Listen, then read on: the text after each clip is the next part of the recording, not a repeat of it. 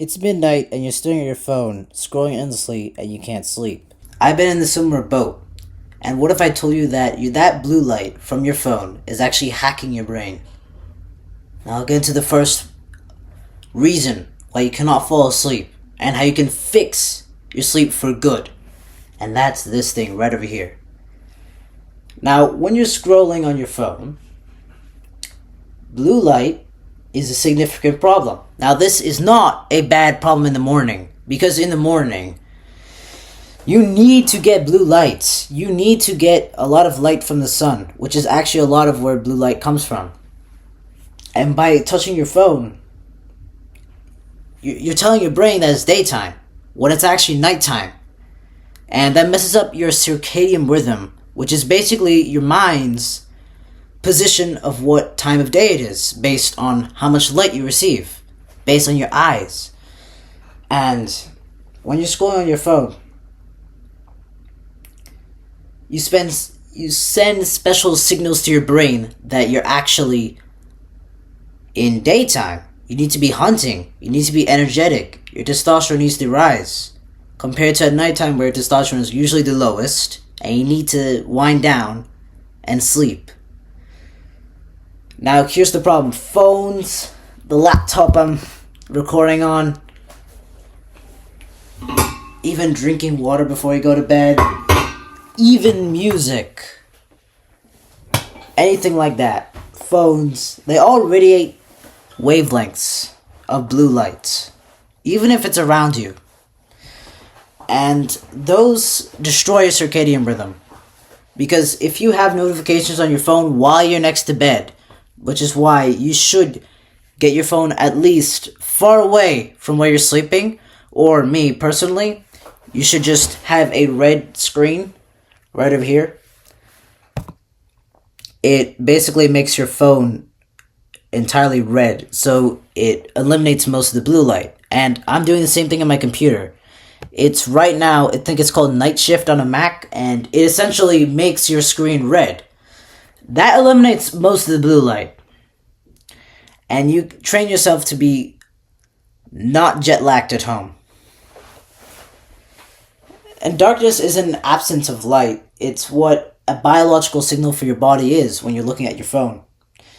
And this is melatonin. And essentially, the more melatonin you get, the more sleep hormones you get to go to sleep, which is good for you. This destroys it. This destroys all of it. And by scrolling on your phone right over here, your body temperature drops, your metabolism slows, and your brain prepares to sleep when you're not using this. And you can't force sleep. It's something that naturally happens to you. It's something that your brain prepares for. It's something that naturally comes. You can't force it.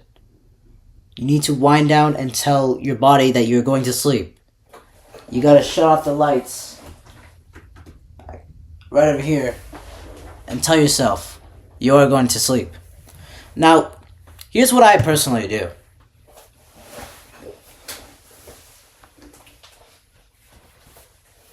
I'll be getting a random book. For example, this one is Henrietta Lacks. It's a school book, but you can read this. You can journal. You can do meditation. Just do anything that is not related to this. I swear to God. Or it can be reading. But me personally, I would just do a physical book because of notifications, distractions. It's honestly just way too much. And that's where the sunrise sleep alarm comes in. Because once you've eliminated all your blue light sources, once you've eliminated all that stuff, let me just get it right here for you guys.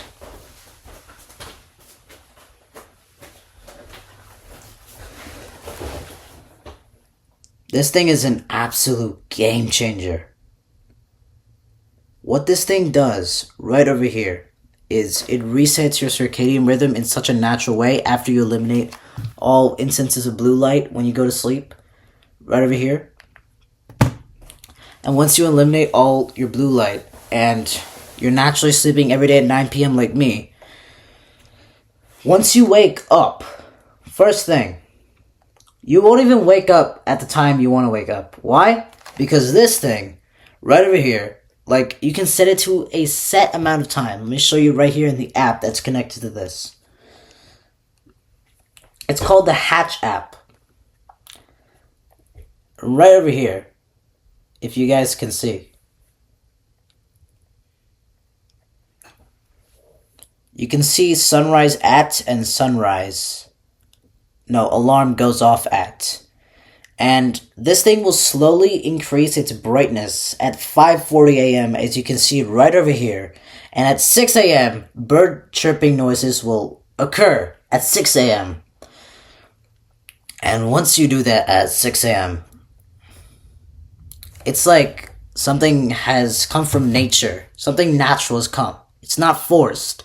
Not like at least this, where it's very, very jittery. It's very, very anxiety spiking. You don't want a phone alarm in the morning. That destroys your testosterone, destroys your mood, gets you out of deep sleep. You wake up groggy, but with this, you wake up energetic because you've been slowly getting up. And most of the time, I'm up before 6. Usually at 5:50 if I start at 5:40. That's what's amazing and beautiful about this. And that's something that I want you guys to have. But in order for this to work, you have to not stop using this. You have to stop using this right before you go to bed, or else this will not work. Or you can at least use the red green screen right over here.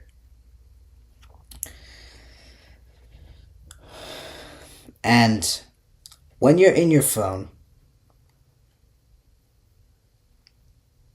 you need to set the brightness app right in this, if you get one of these. If you don't, well, this is not going to apply to you, and you probably will still wake up groggy in the morning, or you should get like at least a cheaper one, because this one is very expensive. I think it's around $200 on Amazon, but set the brightness ramp to 25 to 30 minutes, and you'll be definitely good, at least for me, in my experience. And every night, the light is your enemy, or is it your friend? And waking up to light is much better, and it's energized me the most. Also, another point I wanted to make is that you should not eat any food before you go to sleep, at least for 2 to 3 hours.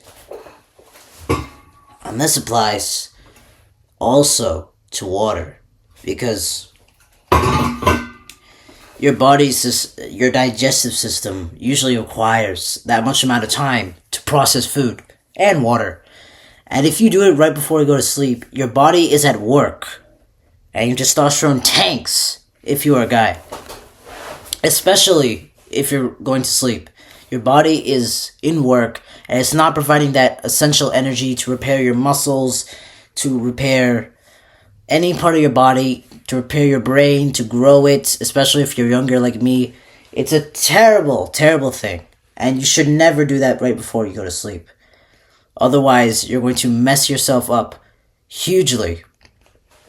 I remember night and day difference when I was waking up groggy and tired, because I ate food right before I went to sleep, and I ate food at 5 or 4 p.m. The last thing I ate. That seems a little bit absurd. That seems like you're fasting or you're in Ramadan or something like that. No, that's actually not the case. Humans were supposed to be like this. They're supposed to eat the majority of their food in one specific time of the day, because as cavemen, you were hunting an animal, and that animal was the prize of your day. It was the one food that you ate for the entire day. You need to work all the way to that point. And you're not supposed to eat right before you go to sleep, because naturally, you need to provide for the tribe. And that's not what humans did naturally, if you're eating food right before you go to sleep. Or water even too. I'm a huge water drinker. And if you do it, it's really temptatious to do this, which I'm going to do right now actually.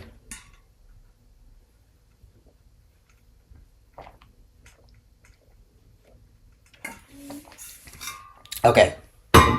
A few sips is not going to do. That dropped, by the way, if you guys can see. I gotta fix that up very soon. Yeah, that was embarrassing. But if you do it, okay, a few sips is not gonna hurt you, but don't overdo it. That's what I'm saying. Because it literally makes a night and day difference. And if you want to try it, go try. You will literally not turn and toss in bed as much, and you will actually sleep fully.